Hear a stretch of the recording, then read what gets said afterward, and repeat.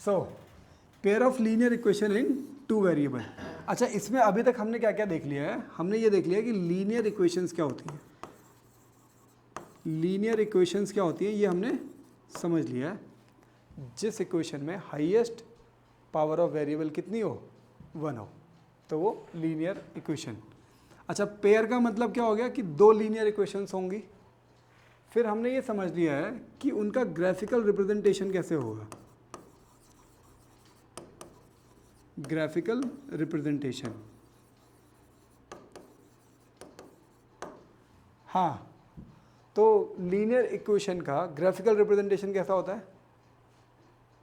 Graph अगर represent करोगे तो लीनियर इक्वेशन से क्या मिलेगा ग्राफ में? Straight line. और अगर पेयर ऑफ लीनियर इक्वेशन है मतलब कितनी लाइंस मिलेंगी?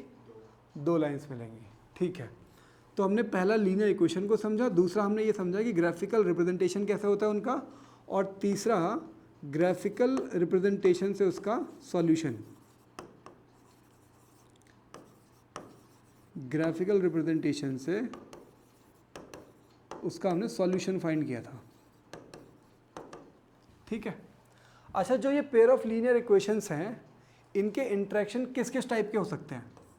आपको मैंने 3 अलग अलग इंटरेक्शंस बताए थे। हाँ भाई, आप बताओ कैसे कैसे लाइंस हो सकती हैं? अगर दो लाइंस हैं तो वो दो लाइंस एक दूसरे के साथ कैसे इंटरेक्ट कर सकती हैं? एक तो हो जाएगी पैरेलल, और बताओ। हाँ, आप बताओ भाई अबिगेल। इंटरसेक्टिंग लाइंस हो सकती हैं, इंटरसेक्टिंग लाइंस हो सकती हैं, पैरेलल हो सकती हैं, या फिर कोइंसिडेंट हो सकती हैं, कोइंसिडेंट लाइंस। समझ में आ रहा है अभी? ठीक है। सो अभी तक हमने इसका ग्राफिकल रिप्रेजेंटेशन से जो इसका सॉल्यूशन आना था हमने वो देख लिया है। अब अपने पास जो टॉपिक है वो है algebraic method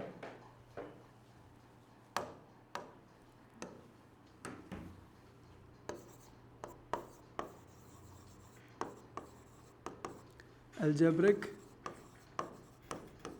method to solving the pair of linear equation, methods of solving pair of linear equation, pair of linear equation। आपको ये ध्यान रखना है कि आपके पास दो अलजेब्रिक मेथड्स हैं to solve pair of linear equations. We have two different methods. One method is known as substitution method. पहला क्या है? Substitution method. और दूसरा जो है वो है एलिमिनेशन मेथड, एलिमिनेशन मेथड। और अभी जो हम लोग समझेंगे वो समझेंगे सब्स्टिट्यूशन मेथड को। तो जैसे नाम में जो है ना, जैसे अगर नाम में सब्स्टिट्यूशन है तो सब्स्टिट्यूट का मतलब क्या होता है? एक चीज की जगह दूसरी चीज रख देना। हाँ, किसी एक चीज़ की जगह पे दूसरी चीज़ को पुट कर देना। ठीक है, तो हम लोग अभी समझेंगे सब्स्टिट्यूशन मेथड को कि पेयर ऑफ लीनियर इक्वेशंस को सब्स्टिट्यूशन मेथड से कैसे सॉल्व करते हैं।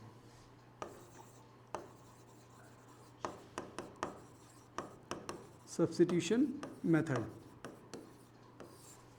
ठीक है, तो उसके लिए हम लोग कोई दो इक्वेशंस ले लेते हैं। पेयर ऑफ लीनियर इक्वेशंस हैं अपने पास 7x minus 15y, 7x minus 15y is equals to 2, और दूसरी इक्वेशन है x plus 2y equals to 3। ठीक है, तो अपने पास ये दो इक्वेशंस हैं। पहली इक्वेशन ये हो गई और सेकंड इक्वेशन ये हो गई। आप बताओ जरा, जिस तरीके से हमको इक्वेशंस चाहिए होती हैं क्या ये बिल्कुल वैसी लिखी हुई है, इसमें कुछ चेंजेस करके रखने? पहले हम लोग सिंपली पहले इसमें एक चेंजेस ये कर लेते हैं कि इस 2 को इस तरफ लेकर के आते हैं और इसको भी इस तरफ लेकर के आते हैं। ठीक है, तो वो हमारा स्टैंडर्ड फॉर्म बन जाएगा, जिससे फिर हम लोग a, b और c की डायरेक्ट वैल्यूज फाइंड कर सकते हैं। मतलब आप इसको और करके 7x minus 15y -2 equals to 0 लिख सकते हो, और इसको आप लिख सकते हो x plus 2y minus 3 equals to 0। ठीक है, तो जब हम लोग ग्राफिकल मेथड में, मतलब ग्राफिकल मेथड से सॉल्व करते हैं, या फिर a1/a2 जब मतलब रिलेशन चेक करते हैं कि how these two lines are related to each other, या फिर इनका इंट्रैक्शन कैसे है, तो हम लोग a, b और c की वैल्यूज फाइंड करते हैं ना। तो उसके लिए बेटर ये है कि आप इन इक्वेशंस को पहले इस तरीके से कर लो, इक्वल टू में 0 लेकर के आ जाओ। समझ में आ रहा है अभी? तो वहाँ से आपको a1, b1, c1, a2, b2, c2 की वैल्यूज मिल जाती थी। बट यहाँ पे सब्स्टिट्यूशन मेथड में हमको क्या करना है? सब्स्टिट्यूशन मेथड में सबसे पहले स्टेप नंबर 1 ये है कि आपको किसी भी एक वेरिएबल की वैल्यू फाइंड करनी है, किसी भी इक्वेशन से। समझ में आ रहा है? Find value of any variable from any equation.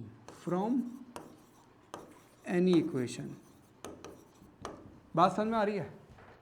पहला स्टेप क्या है अपने पास कि जो दो इक्वेशंस गिवन हैं, उन दोनों इक्वेशंस में से किसी भी एक इक्वेशन से किसी भी एक वेरिएबल की वैल्यू फाइंड कर लो।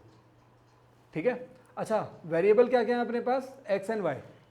ठीक है, अच्छा मुझे ये दिख रहा है कि सेकंड वाली इक्वेशन से x की वैल्यू फाइंड करना थोड़ा आसान है। ठीक है, डायरेक्टली इसको इधर से इधर शिफ्ट करना है। ठीक है, तो मैं यहाँ पे लिख रहा हूँ from equation second x is equals to 3 minus 2y। ये चीज़ समझ में आ रही है अभी? ठीक है, तो सब्स्टिट्यूशन मेथड का पहला स्टेप क्या है कि जो भी इक्वेशन गिवन है, दो इक्वेशंस गिवन होंगी, out of those two equations किसी भी इक्वेशन से कोई सा भी एक वेरिएबल की वैल्यू फाइंड कर लो। ठीक है, अच्छा अभी हमने x की वैल्यू फाइंड किया और ये इन टर्म्स ऑफ y है। ठीक है, तो स्टेप नंबर 2 क्या हो जाएगा हमारा? Put this value in other equation. मान लो अगर आपने फर्स्ट वाले से वैल्यू फाइंड की होगी तो उसको कहाँ पुट करोगे? फिर सेकंड वाले में पुट करोगे। अगर आपने सेकंड वाले से फाइंड की हुई है तो फर्स्ट वाले में पुट करोगे। समझ में आ रहा है अभी? सो यहाँ पे मैं लिख रहा हूँ put this value in other equation.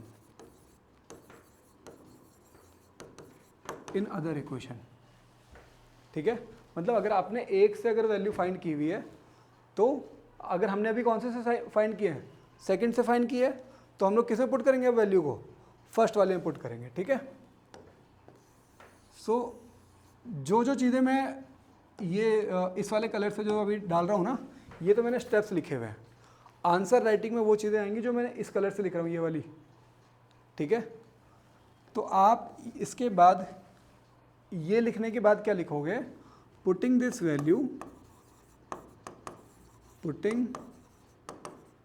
Value in equation 1। यहाँ तक समझ में आ रहा है अभी? यहाँ तक समझ में आ रहा है? कोई डाउट तो नहीं इसमें? तो ये जो x है इसकी वैल्यू को यहाँ पुट कर दो, तो ये कैसे आ जाएगा? देखो 7x की वैल्यू क्या लिखोगे आप? 3 माइनस 2y। ठीक है, 3 माइनस 2y, फिर minus 15y is equals to 2। समझ में आ गया? ठीक है, और जब आप इसको इस तरीके से पुट करोगे, इसको फर्दर सॉल्व करोगे, तो 7 3 जा 21, 7 2 जा 14, 14y minus 15y is equals to 2। तो यहाँ पे कितना हो जाएगा? माइनस माइनस है तो माइनस माइनस प्लस हो जाएगा, और ये 29 आ जाएगा, minus 29y is equals to ये यहाँ से यहाँ पे जाएगा तो माइनस 19 आ जाएगा, तो minus 19। So y is equals to minus 19 upon minus 29। Minus से minus cancel, y is equals to 19 upon 29। अच्छा देखो यहाँ पे कोई डाउट तो नहीं हुआ ना, इसको हमने माइनस कर दिया, ये 21 था, इधर से इधर गया तो -21, तो -21 और +2 तो -19 आ गया, ठीक है। फिर ये 29 अपॉन में चला जाएगा, माइनस से माइनस कैंसिल, y की वैल्यू ये आ रही है। एक करना सवाल पूछूं? हाँ आपने बेसिकली यूज उसका नॉर्मल फॉर्म पे करा, ठीक है? कौन सा? जो ये आपने जो सॉल्व करा ना, हाँ तो आपने सब्स्टिट्यूशन मेथड से उस नॉर्मल जो इक्वेशन दी थी उसको यूज करा, है हाँ ना? हाँ हाँ। तो आपने उसको जो उसकी फॉर्म होती है उसमें क्यों करा? जैसे x + 2y - 3। अरे ये जो अभी तक हमने किया है, अभी तक जो हमने किया है उसमें a1, b1 और c1 की जो एग्जैक्ट वैल्यूज़ हमको मिलती हैं, ठीक है, वो यहाँ से डायरेक्टली मिल जाती हैं जब हम लोग उसको स्टैंडर्ड फॉर्म में रख देते हैं, ठीक है। और जो हमारा सब्स्टिट्यूशन मेथड है, ये मैंने आपको क्या बताया कि अब तक जो आपने किया, जो a1, b1, c1 जो हम लोग फाइंड कर रहे थे, उसके लिए हमको इस तरीके से करके पहले लिखना था, उसके बाद a1, b1, c1 फाइंड करना था। अभी हम क्या कर रहे हैं, सब्स्टिट्यूशन मेथड कर रहे हैं। तो सब्स्टिट्यूशन मेथड में हमारे पास सबसे पहला काम क्या है, वो हमने यहाँ पे लिखे हुए हैं।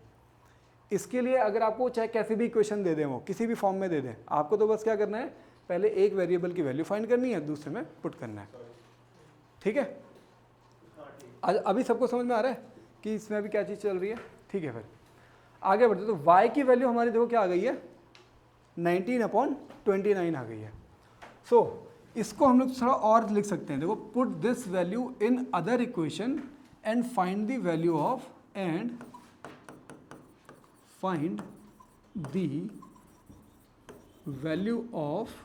या फिर find the value of one variable.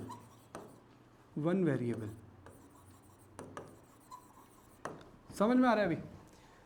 क्योंकि हमने क्या किया, हमने इस वैल्यू को पुट करके देखो y की हमारे पास फिक्स वैल्यू आ गई है, एक न्यूमेरिक वैल्यू आ गई है, ठीक है ना।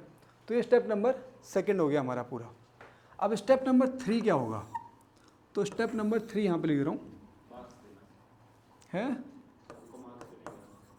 हाँ। तो स्टेप नंबर 3 में ये हो जाएगा, put this value in any equation, in either of the equation given, ठीक है। ये जो न्यूमेरिक वैल्यू है ना, इस वैल्यू को आप अबव जो दो इक्वेशंस गिवन हैं उन दोनों में से किसी भी इक्वेशन में पुट कर सकते हो। चाहे आप इसमें पुट कर दो y की वैल्यू को, चाहे इसमें पुट कर दोगे, आपको x की वैल्यू मिल जाएगी, ठीक है ना। So put this value in either of the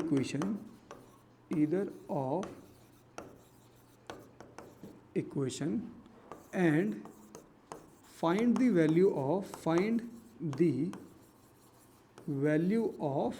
other variable,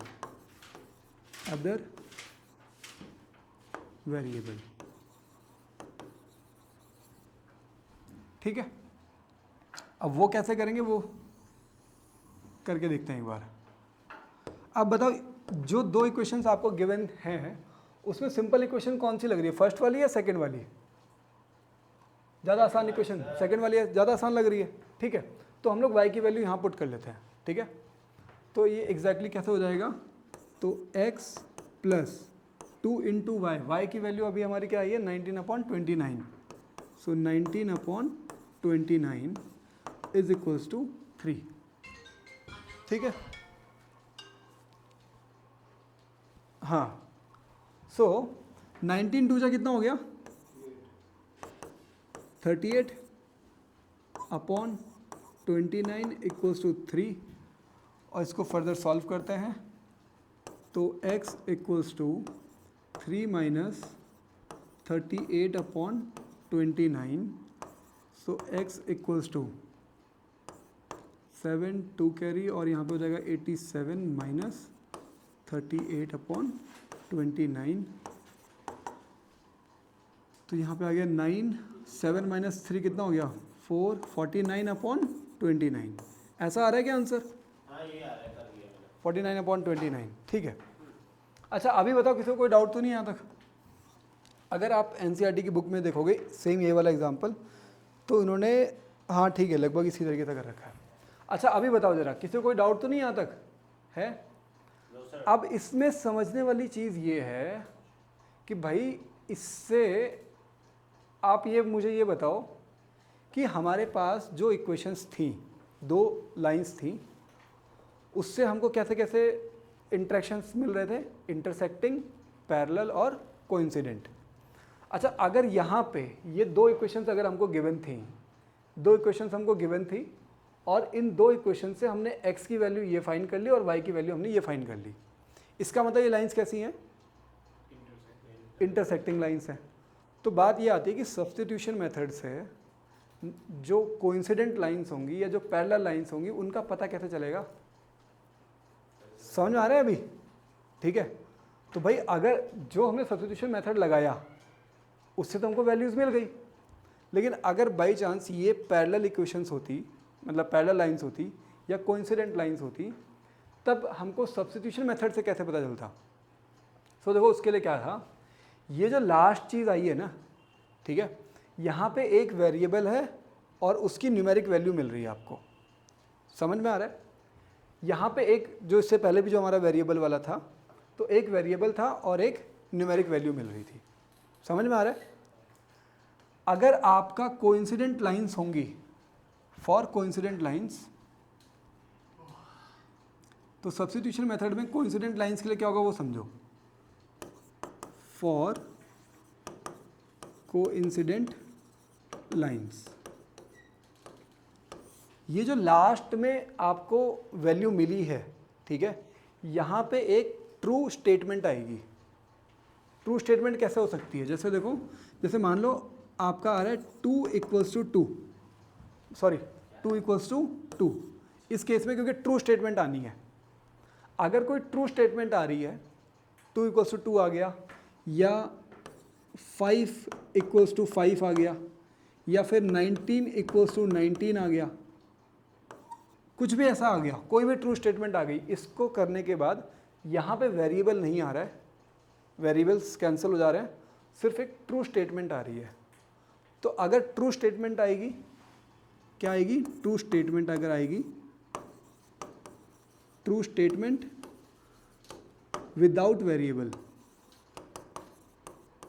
without variable, तो इसका मतलब वो जो गिवन पेयर ऑफ इक्वेशंस हैं वो कैसी हैं, वो कोइंसिडेंट लाइंस हैं, और अगर वो इंटरसेक्टिंग होंगी तो आपको वैल्यूज़ मिल जाएगी, समझ में आ रहा है अभी? ठीक है, अगर ट्रू स्टेटमेंट आ जाए, चाहे यहाँ पे चाहे लास्ट में जो भी आपका आ रहा है, ठीक है, अगर ट्रू स्टेटमेंट आ गई, ठीक है, वहाँ पे कोई वेरिएबल ना हो करके आपको सीधे सीधे एक इक्वेशन मिल रही है बस, और अगर ट्रू इक्वेशंस होंगी तो इसका मतलब वो लाइंस कैसी होंगी, कोइंसिडेंट लाइंस होंगी। और अगर फिर पैरेलल के लिए क्या हो जाएगा, for parallel, for parallel lines कैसी स्टेटमेंट्स आएंगी, फॉल्स स्टेटमेंट्स आएंगी, ठीक है, false statements, false statement without variable, without variable, without variable कोई एक फॉल्स स्टेटमेंट अगर आपको मिल रही है, ठीक है, जैसे कैसे, क्या क्या हो सकता है, जैसे मैंने बोला 2 does not = 0 आ रहा है, ठीक है, आपका तो मतलब आपका इक्वेशन इस तरीके से आएगा, आप जब सॉल्व करोगे तो आपका इस तरीके से आएगा, तो स्टेटमेंट कैसी है, फॉल्स स्टेटमेंट है। क्या 2 0 के इक्वल हो सकता है, तो नहीं हो सकता, फॉल्स स्टेटमेंट है, ठीक है। या फिर ऐसा आ गया कि 5 या फिर 9 = 5, तो क्या ये स्टेटमेंट सही है, तो ये भी फॉल्स स्टेटमेंट है, ठीक है।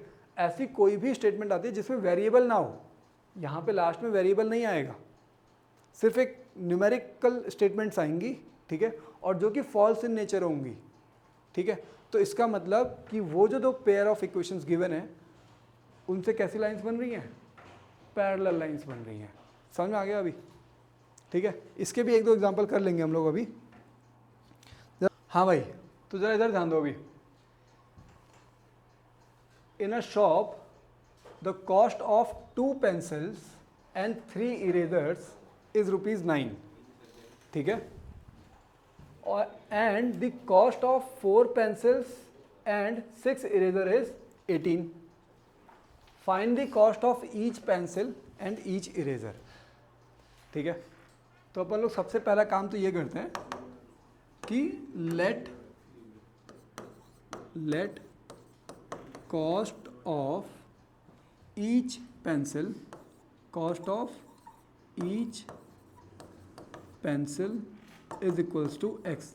ये ध्यान रखना कि हम लोग एक्स और वाई उन्हीं चीज़ों के लिए पुट करेंगे जो हमको फाइंड करनी है, ठीक है।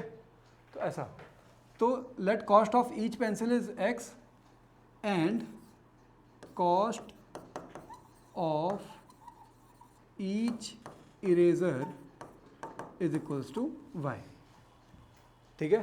So according to given conditions,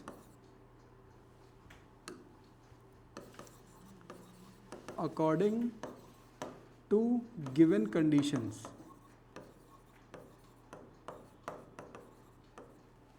तो कंडीशंस के अकॉर्डिंग क्या है, देखो cost of 2 pencil and 3 eraser, तो 2 पेंसिल की कॉस्ट कितनी हो जाएगी, 2x हो जाएगी, प्लस 3 इरेजर की कॉस्ट कितनी हो जाएगी, 3y हो जाएगी, क्योंकि एक की y है तो 3 की 3y।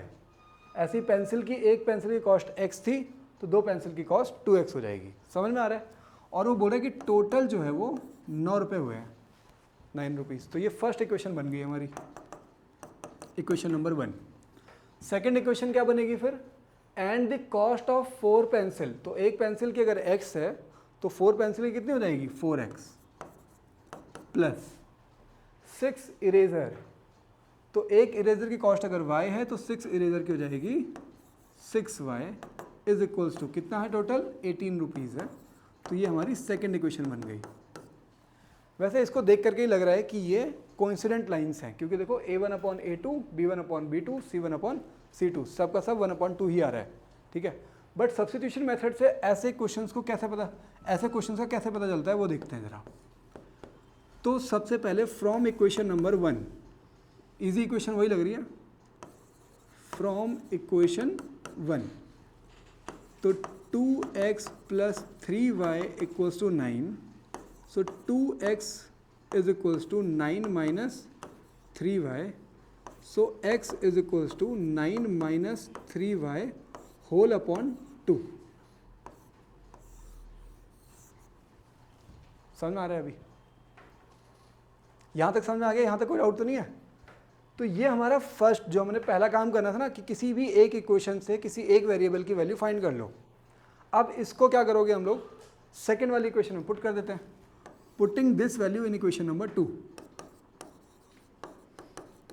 Putting this value in equation 2। तो इस वैल्यू को यहाँ पे हम लोग पुट करेंगे तो ये हो जाएगा आपका 4 और x की जगह पे 9 minus 3y upon 2 plus 6y is equals to 18। 2 से 2 मतलब 2 से 4 कैंसिल 2 टाइम्स में। तो इसको फर्दर जब सॉल्व करोगे तो ये आ जाएगा आपका 2 into 9 minus 3y plus 6y is equals to 18। यहाँ तक किसी को कोई डाउट तो नहीं है, सॉरी समझ में आ रहा है यहाँ तक, आपको भी सबको समझ में आ रहा है यहाँ तक, ठीक है। फिर तो 2 इंटू 9 हो गया तुम्हारा 18, 2 इंटू 3 हो गया तुम्हारा 6y plus 6y is equals to 18। अब ये माइनस 6y प्लस 6y आपस में कैंसिल हो गए और 18 इक्वल्स टू 18 आ गया, ठीक है। अच्छा, जो ये 18 इक्वल्स टू 18 आया है ना मेरा, ऐसा हो सकता है कि आप में से अगर किसी ने ऐसा कर दिया हो इसके बाद कि 18 माइनस 18 इक्वल्स टू 0, तो आपका क्या आ जाएगा, 0 इक्वल्स टू 0 आ जाएगा, यही तो होगा। अगर आप में से कोई इस 18 को यहाँ से इधर लेकर के आ जाएगा तो 18 माइनस 18 इक्वल्स टू 0 आ जाएगा, ठीक है। सो आपको यहाँ पे भी देख करके समझ में आ जाना चाहिए कि ये स्टेटमेंट ट्रू है, विदाउट वेरिएबल है, और स्टेटमेंट क्या है, ट्रू है। समझ में आ रहा है अभी। So statement is true and without variable, hence the given pair of equations are coincident lines. समझ में आ रहा है अभी। तो क्योंकि ये ट्रू स्टेटमेंट है, अभी समझ में आ गया वो जो डाउट था इस चीज़ का कि वो ट्रू स्टेटमेंट और फॉल्स स्टेटमेंट कैसे आती है, ठीक है। किसी को यहाँ पे अभी कोई डाउट तो नहीं है? क्लियर हो गया यहाँ तक? आगे बढ़े फिर। देखो अब क्या है, ठीक है, तो अभी हमने सिर्फ स्टेटमेंट लिख देनी है, therefore lines are coincident lines. आ गई बात समझ? क्लियर है आपको भी? सबको अच्छे से क्लियर है भाई? है? आगे बढ़े फिर। नेक्स्ट अब हम लोग देखेंगे क्या, जो अपना एलिमिनेशन मेथड है। ठीक है, नेक्स्ट है अपना एलिमिनेशन मेथड। सर तो इसमें पेंसिल और पेन की मतलब जो वैल्यूज पूछी है वो डिफरेंट एंगल में मतलब कोई सी भी निकालने को अगर बोलते तो एक निकाल के छोड़। हाँ हाँ ठीक है भाई। जो अच्छा, अगर ये कोइंसिडेंट लाइंस हैं, इसका मतलब क्या हुआ कि अगर आप ग्राफ बनाओगे तो कोई एक लाइन ही मिलेगी, बस एक ही लाइन मिलेगी, और एक लाइन के कितने सॉल्यूशंस होते हैं? Infinitely many solutions. ठीक है, तो मतलब इस पर्टिकुलर जो दो इक्वेशंस गिवन है ना, इनके लिए बहुत सारे सॉल्यूशंस होंगे। समझ में आ रहा है? कोई एक सॉल्यूशन नहीं होगा, कई सारे सॉल्यूशंस हैं। ठीक है, तो ऐसा तो इसमें लिखेंगे क्या? ये लिखेंगे, lines are coincident and have infinitely many solutions. Infinitely many solutions. किसी को डाउट तो नहीं आता कभी? नेक्स्ट जो है हमारा वो है एलिमिनेशन मेथड। हाँ, तो नेक्स्ट जो है अपना वो है elimination method.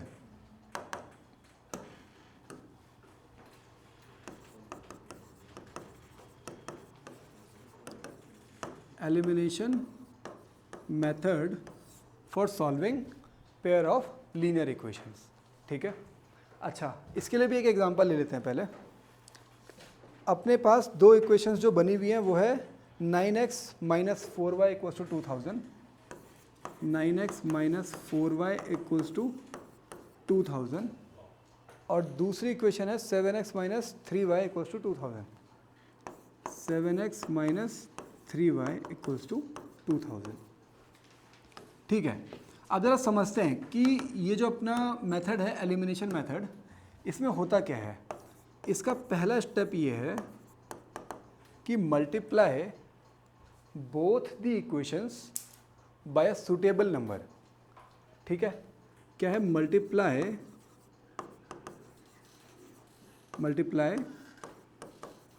Both equations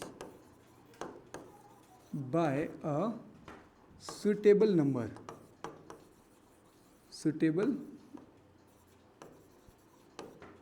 numbers by suitable numbers. हाँ, अब उसको समझो जरा। मेन चीज़ तो यह है कि ऐसा हम लोग कर क्यों रहे हैं। सुटेबल नंबर से दोनों इक्वेशंस को मल्टीप्लाई करना है, तो उसका रीज़न क्या है? आप ये देखो कि यहाँ पे x का कॉफिशेंट क्या है? 9 है, और यहाँ पे x का कॉफिशेंट क्या है? 7 है। y का कॉफिशेंट यहाँ पे 4 और यहाँ पे y का कॉफिशेंट 3। ठीक है, तो मतलब जो दोनों के कॉफिशेंट्स हैं ना, x एंड y, जो दो वेरिएबल्स हैं दोनों इक्वेशंस में, उन दोनों ही इक्वेशंस में उन दोनों के कॉफिशेंट्स अलग अलग हैं। सो अपना पहला काम एलिमिनेशन मेथड में होता क्या है? कोई एक चीज़ एलिमिनेट हो जाएगी, सब्स्टिट्यूट नहीं होगी कि आपने एक कहीं से कुछ फाइंड किया और उसको दूसरे में पुट कर दिया तो सब्स्टिट्यूशन हो गया। ठीक है, लेकिन यहाँ पे कोई एक चीज़ गायब करनी है, और वो गायब तभी हो सकती है जब उसका कॉफिशेंट सेम हो। लेट्स सपोज अगर यहाँ पे भी 7 होता और यहाँ पे भी 7 होता, तो हम लोग सिंपली क्या करते कि फर्स्ट इक्वेशन में से सेकंड वाली इक्वेशन को माइनस कर दो, तो 7 में से 7 को माइनस करते ये गायब हो जाता। यही तो होता। ठीक है, तो यहाँ पे क्या हो रहा है? अभी के टाइम पे दोनों ही वेरिएबल्स के जो कॉफिशेंट्स हैं वो दोनों अलग अलग हैं। तो हम लोगों को क्या करना पड़ेगा कि दोनों इक्वेशंस को, फर्स्ट वाली इक्वेशन को भी और सेकंड वाली इक्वेशन को भी, किससे? किसी भी अलग अलग सुटेबल नंबर से मल्टीप्लाई कर दो। ठीक है, और गोल क्या है अपना गोल क्या है? To make coefficient of any of the variable is same. To make, goal क्या है? To make coefficient of any variable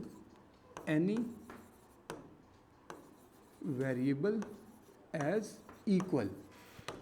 कोई भी एक वेरिएबल का जो कोफिशिएंट है वो इक्वल होना चाहिए। ठीक है। अच्छा, तो सिंपल जो मुझे दिख रहा है वो ये दिख रहा है कि अगर पहली वाली इक्वेशन को हम लोग 3 से मल्टीप्लाई कर दें, अगर फर्स्ट इक्वेशन को हम लोग 3 से मल्टीप्लाई करेंगे तो यहाँ पे कितना हो जाएगा, 12 हो जाएगा ना भाई। पूरी इक्वेशन को अगर आप 3 से मल्टीप्लाई करोगे तो यहाँ पे कितना हो जाएगा, 12 हो जाएगा। अगर इस पूरी इक्वेशन को अगर आप 4 से मल्टीप्लाई करोगे तो यहाँ पे कितना हो जाएगा, 12 हो जाएगा। समझ में आ रहा है अभी? किसी को कोई डाउट तो नहीं यहाँ तक? ठीक है, सो हम लोग वही लिख रहे हैं फिर, मल्टीप्लाइंग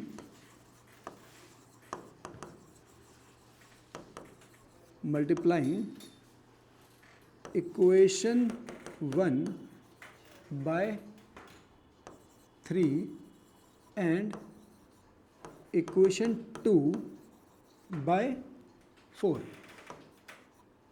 किसी को डाउट तो नहीं यहाँ पे अभी तक? ठीक है, तो ये होगा कैसे? तो जो फर्स्ट इक्वेशन है उसको हमने 3 से मल्टीप्लाई करना है, तो 3 और यहाँ पे हो जाएगा आपका 9x minus 4y is equals to 2000, और यहाँ पे 4 से मल्टीप्लाई करना है तो 7x minus 3y equals to 2000। कोई डाउट तो नहीं यहाँ तक? ठीक है, सो बताओ ज़रा हमारी फर्स्ट वाली इक्वेशन कैसे हो जाएगी?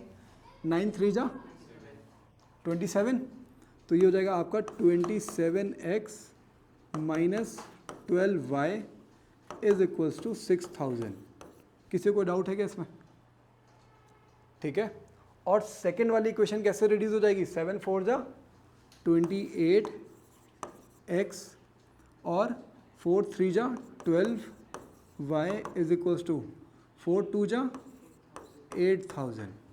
किसी को कोई डाउट? सो ये आपकी, इसको मान लेते हैं हम लोग थर्ड और इसको मान लेते हैं फोर्थ। आप चाहो तो इसको फर्स्ट एंड सेकंड भी बोल सकते हो, जो फर्स्ट वाली को मल्टीप्लाई करके आ रहा है उसको फर्स्ट और इसको सेकंड मान लो, लेकिन हमने अभी थर्ड एंड फोर्थ मान लिया। ठीक है, नाउ अब आप एक चीज़ ये समझो कि भाई साहब यहाँ पे -12y है और यहाँ पे भी -12y है, तो हमको कॉफिशिएंट सेम मिल गए हैं, बट उन कॉफिशिएंट्स का साइन भी सेम है। समझ में आ रहा है अभी? और जब कॉफिशिएंट्स जिन कॉफिशिएंट्स को रिमूव करना है, अगर उनका साइन भी सेम हो तो हम लोग क्या करेंगे? सब्सट्रैक्ट करेंगे। समझ में आ रहा है अभी? और अगर इन कॉफिशिएंट्स का साइन पहले से ही अलग होता, मान लो ये प्लस होता और ये माइनस होता, तो हम लोग सीधे सीधे क्या कर देते? दोनों इक्वेशंस को ऐड कर देते। अभी आपको ये समझ में आ रहा है कि एडिशन कब करते हैं और सब्सट्रैक्शन कब करते हैं? यहाँ पे मैं लिख भी दे रहा हूँ, एडिशन तब होता है जब क्या दोनों कॉफिशिएंट्स के जो साइन है वो अलग अलग हों। कॉफिशिएंट्स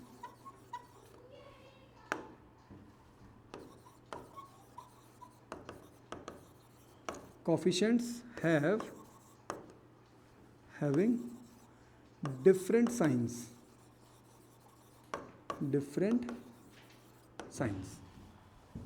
ये पॉजिटिव होगा और ये नेगेटिव होगा, तब आप इसको रिमूव करने के लिए दोनों को क्या करोगे? ऐड कर दोगे, दोनों इक्वेशंस को ऐड कर दोगे। और सब्सट्रैक्शन कब होता है? सब्सट्रैक्शन कब करते हैं हम लोग? कि जिस कॉफिशिएंट को आपने रिमूव करना है, कॉफिशिएंट हैविंग सेम साइन।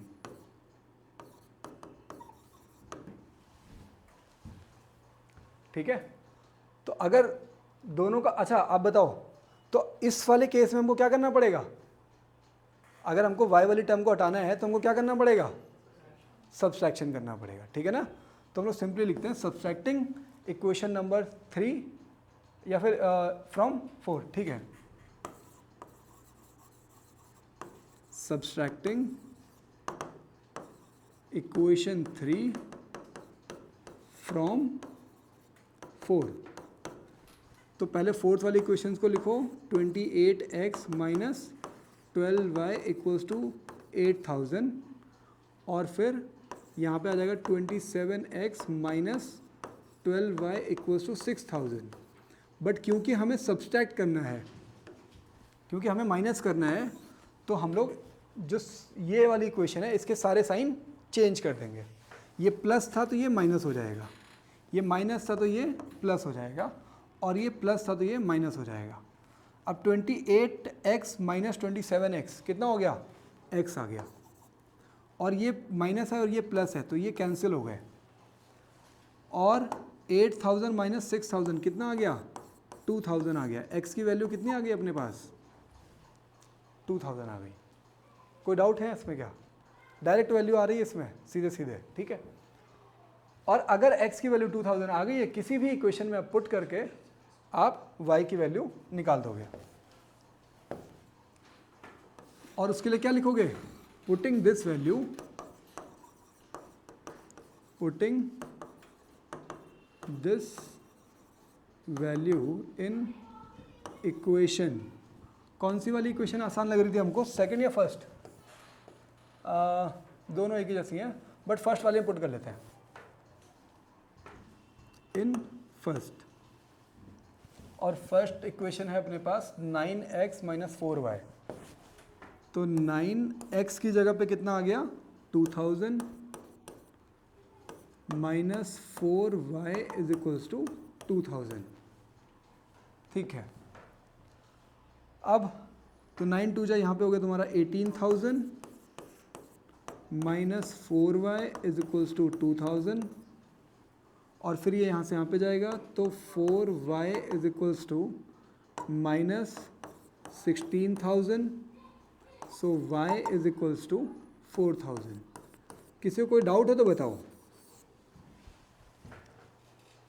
और ये इस तरीके से आपको अपनी आंसर राइटिंग में इस तरीके से करना है, मतलब जो आप स्टेप्स मिस कर सकते हो ना, वो मैंने यहाँ पे स्टेप्स मिस करके बताए। कौन से, इसको यहाँ से जा करके यहाँ पे माइनस करके दिखाने हैं, वो ज़रूरी नहीं है कि उसको लिखो, ठीक है।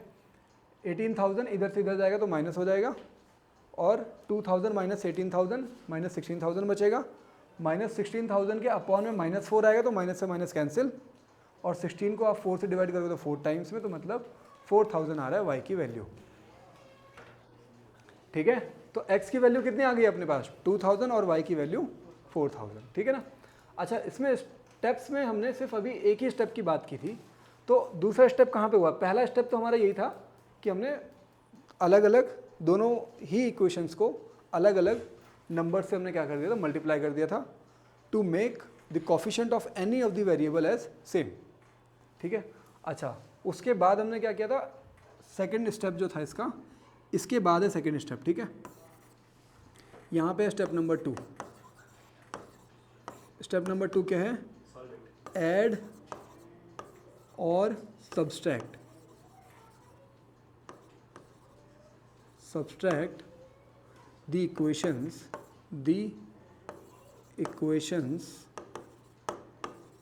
to get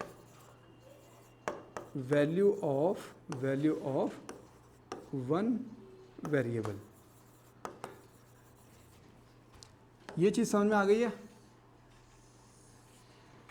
यहाँ पे ये वाला, ठीक है। सेकेंड स्टेप ये हो गया। इसके बाद अच्छा, थर्ड स्टेप क्या होगा फिर, थर्ड स्टेप ये हो गया कि जब भी आपकी वेरिएबल की वैल्यू आ गई तो आपने उसको पुट कर दिया, तो मतलब स्टेप नंबर 3 यहाँ पे है। ये हो गया आपका step number 3।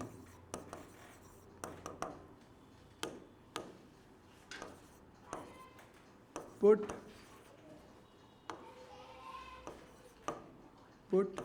The value in either of equation to get value of other variable।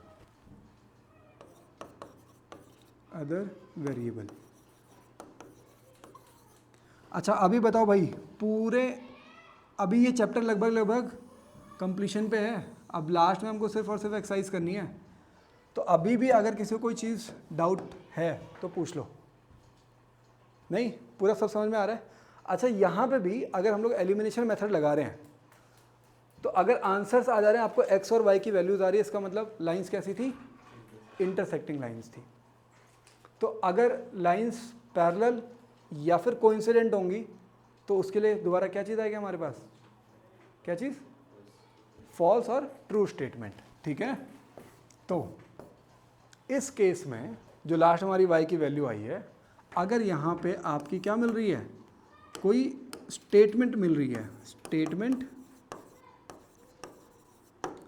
Without variable, without variable, अगर यहाँ पे जैसा अभी y इक्वल्स टू 4000 आया है, अगर यहाँ पे आपको रादर देन 4000 के कुछ भी मिल रहा है, बल्कि यहाँ पे नहीं, यहीं पे मिल जाएगा वो, क्योंकि यहाँ पे x की भी वैल्यू वो नहीं आएगी, वहाँ पे क्या मिल जाएगा आपको, स्टेटमेंट आ जाएगा विदाउट वेरिएबल। और अगर स्टेटमेंट ट्रू आ रहा है तो फिर कैसी है, कोइंसिडेंट लाइंस है, कोइंसिडेंट लाइंस।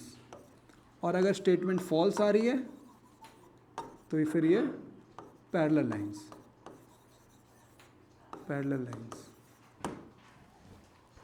समझ में आ गया अभी? किसी को कोई डाउट तो नहीं है? एक और कोई एग्जांपल करना चाहिए क्या? टाइम है अपने पास? चलो, क्वेश्चन करने का तो पूरा टाइम नहीं है, बट हम लोग एक काम करेंगे, कल आप लोग पूरी एक्सरसाइज करके आओगे, जो डाउट्स में रहेंगे, जो भी डाउट वाले क्वेश्चन होंगे, हाँ ठीक है, जो भी डाउट वाले क्वेश्चन होंगे वो कल हम लोग यहाँ पे करेंगे, ठीक है? समझ में आ रहा है? ठीक है फिर, और उसके बाद फिर इसका टेस्ट होगा।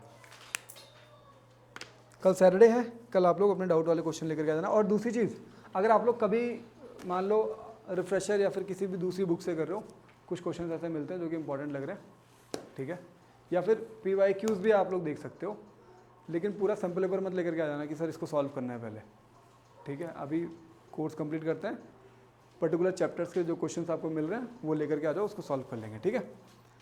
ठीक है, फिर आज का यहीं तक रखते हैं।